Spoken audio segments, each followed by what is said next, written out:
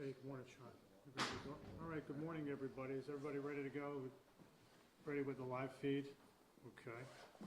All right, so good morning. I wanted to give everybody an update on where things are with storm response. Bears reminding everybody that this was a very large storm, the largest on record here in New Bedford, and the records go back to the mid-19th century. So some of us are old enough to remember the blizzard of '78.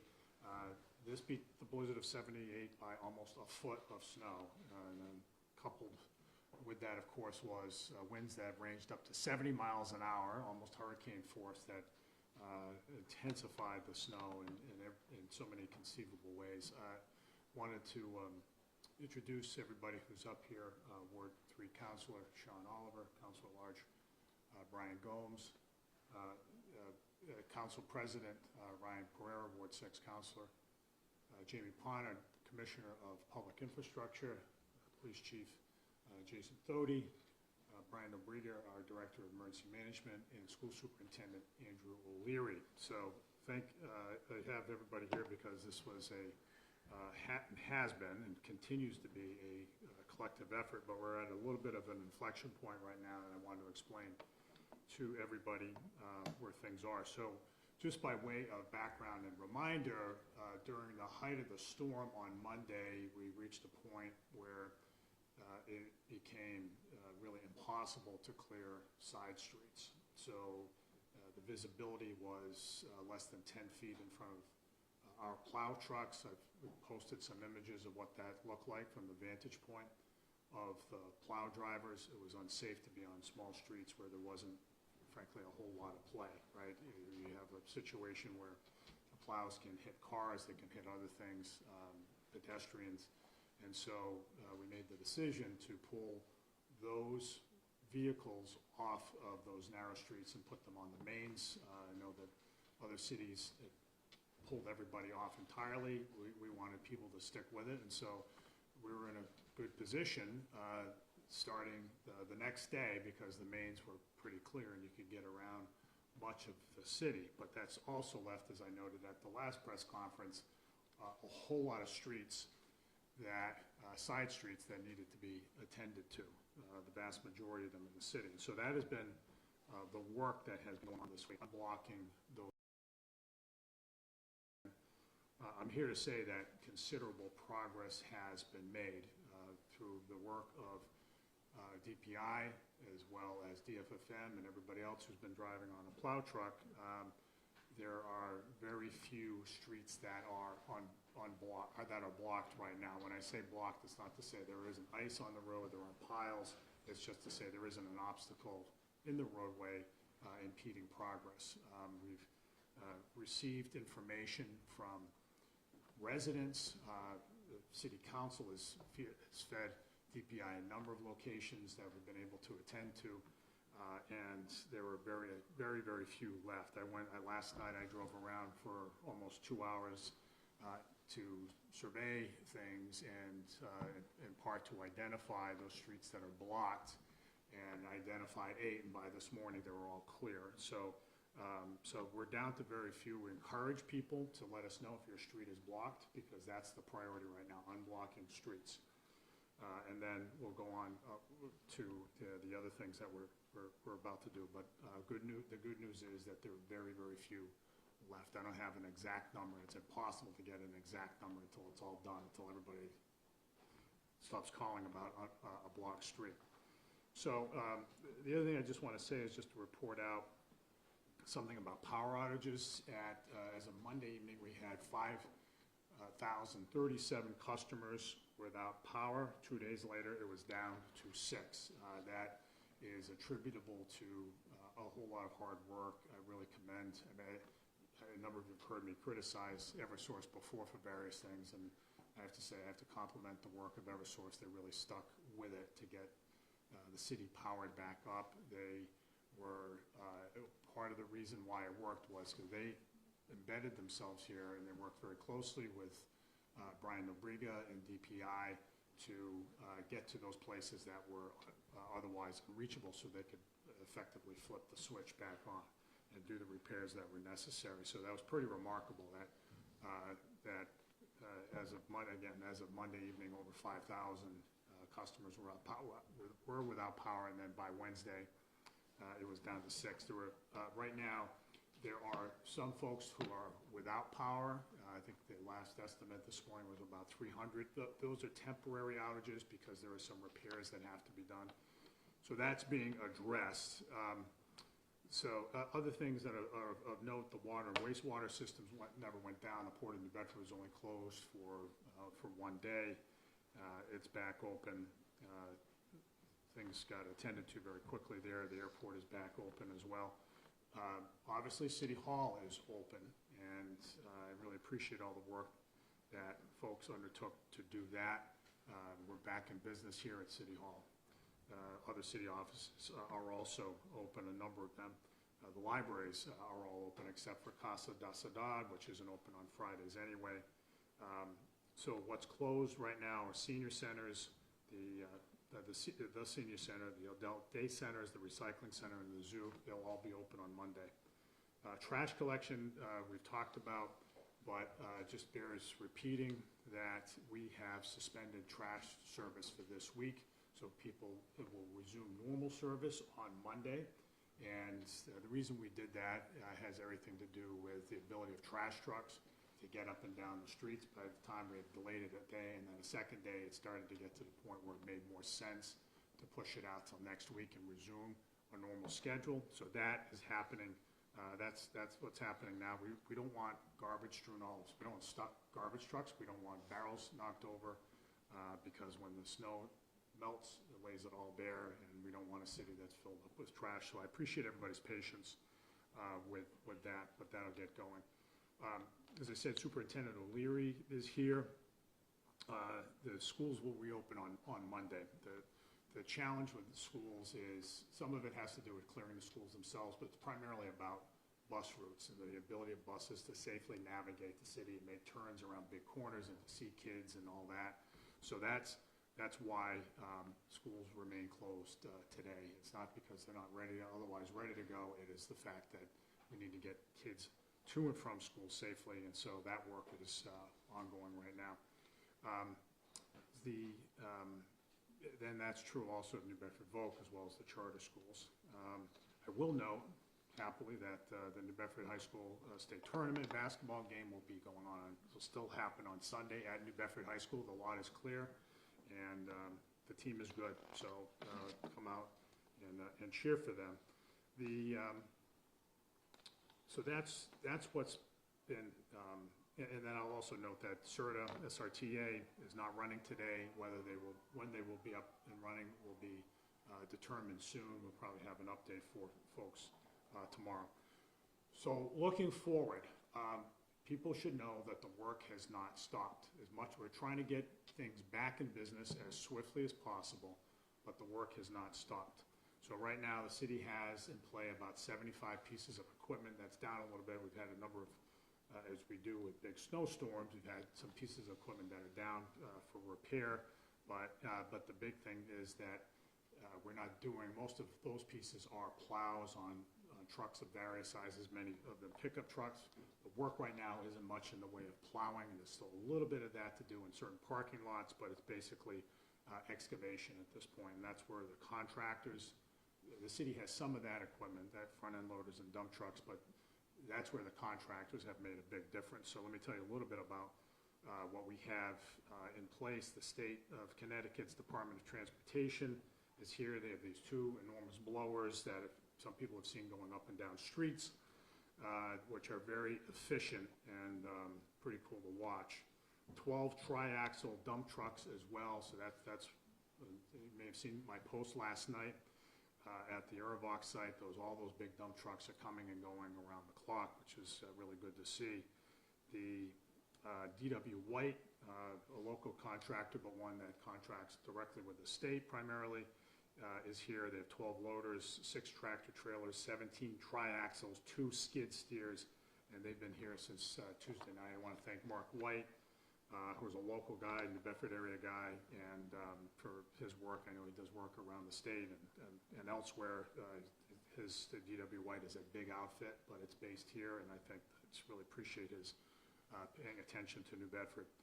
We have a Connecticut contractor that's been really great, called FSM. They've had 3 blower trucks, 3 loaders here since yesterday morning. They are plowing, they're going right through the street, up and down, which has been good. Local contractors, they've brought in 5 loaders, 5 backhoes, 1 trailer, 12 triaxles, 4 roll-off dump trucks, and a partridge in the pear tree. Just kidding. There's a lot. There's a lot that has been in play there, and I want to thank the Healy administration for facilitating the connection with a lot of those contractors. They've come in. They've been very useful along the way. So as I said, we're identifying places where streets are blocked. We want to unblock those streets. That work's almost done.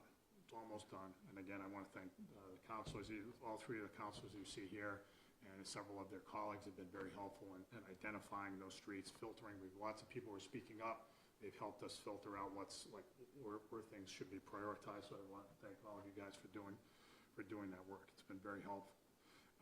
So we're removing those piles. The next thing is widening the streets. There's some streets that are curb to curb, others aren't. The narrow streets are not curb to curb. We will be working around the clock to deal with that. A couple of other things. The parking ban has to remain in place because of that work. The widening of streets, the removal of piles, that cannot happen well and effectively if we don't have a parking ban in place. So I know this has been like the longest parking ban we've ever dealt with, like longest that I can ever remember, but it's necessary so that the work can get done and leave the streets in a safe condition for everybody, pedestrians and motorists. Let me just say a couple of other things. People can be helpful by clearing out storm drains. We're going to get a very welcomed warm-up tomorrow. There'll be some melting. That's going to help. If you can clear hydrants, but especially storm drains, just so to free that up, that would be great. I ask again, people, and you see this from time to time, counselors see it as well. There are people who shovel into the street.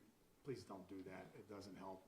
Somebody's going to have to come by and deal with that. And our plow crews have been going around and around all day long, and so they might not be able to get to that particular place soon. So please shovel away from the street. Let me say also just a couple of things. We've gone through great lengths and great expense, which we haven't added up yet, but we will and make that public, well, how much this is all going to cost and how much might be reimbursable, which may be an open question for a while. But we've gone to great lengths to clear the city streets. We're at a point, though, where we will be at a point, not yet, but we will be at a point when we'll say, look, it doesn't make sense to continue to clear every last snowflake from the sides of the streets. So there will be some level of piles around. There will be on warm days, and it's supposed to warm up next week. It's supposed to get cooler on, I guess, Monday, and then warm up over the course of the week. So again, some good melting, but it's going to be sloppy. So don't wear your best shoes out in the middle of the week, or actually tomorrow. Bad idea, but more to the point, we're going to have to just bear with that. This is an inconvenience that people in much of the northern half of the United States have to deal with. We usually don't have, in Greater New Bedford, we usually don't have snow hanging around for a long time because it melts quickly. Well, the snow's going to melt soon enough, but it's just a lot of snow. So people will see piles for a while here. So I ask people just to keep that in mind. The other thing is, I want to say thanks to a whole lot of city employees. The city performed extraordinarily well. We were standing here in City Hall, despite having the biggest snowstorm in the city's history, and City Hall's open. And not every municipality in southern New England can say that. And I'm not looking to draw comparisons, but I want to make the point that which has been evident to the folks we talk to at the state and other places, which is that New Bedford is extremely effective at snow removal. It may not not seem that way when you look out your window and you don't see your street plowed within a day of the end of the snowfall, but New Bedford has approximately 300 miles of roadway in a very densely populated city, and the effectiveness of our operation isn't because we have abundant resources. It's because we have a whole lot of people who work together and work very thoughtfully and effectively and relentlessly to get the job done, and that is what they have been doing. So I really want to thank all the city employees. Pretty much every city agency has been involved in this overall effort. I want to thank the contractors who've been out there. A lot of them have worked really hard and taken a lot of pride in the work, and so that's been really useful as well. They've really stepped up. I want to thank people like Domino's Pizza that donated a whole lot of pizzas to city employees for nothing.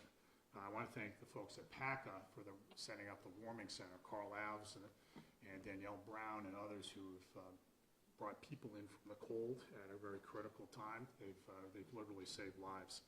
I want to thank the Healy administration again for stepping up and providing very key resources at a very key period of time for our efforts. And I just, as far as the other thing I'll just say is I really want to thank all the city residents who have gone out of their way to help others, shoveling people out, pushing cars out of snowbanks, running errands for people, helping people get off of an unplowed street to a main street so that they can get to a doctor's appointment, giving people rides. There's been countless stories, and I think I've observed it, and it comes with to me, it really prompts a surge of pride that I get to be the mayor of a city where there's so many generous people and people who are not sitting around, whining and not complaining, but actually stepping up and helping others. And I think that's when you get right down to it, that's why we have a great city. So with all that, I'll open it up for questions. Mayor, I understand that the city have requested assistance from the National Guard, and they have not gotten back. Has the National Guard helped at all? Have they gotten back to the city about assisting in snow removal operations? So the request, and we can share it with you if you'd like, Tim, the request was for assets from the State Department of Transportation or the Mass National Guard. To my mind, it doesn't matter whether we get a piece, a front-end loader, a dump truck that's driven by a soldier in uniform or civilian. I just want the dump truck and someone who knows how to operate it. So we got, I would say, an ample amount of resources from the state to get the job done, and it helped out at a really key time. Do you have a timeline for the parking ban or any parameters you might use for when that might end? Well, we'll take a look at it probably tomorrow morning, and we'll make an announcement then. And it's really a question of what needs to be plowed.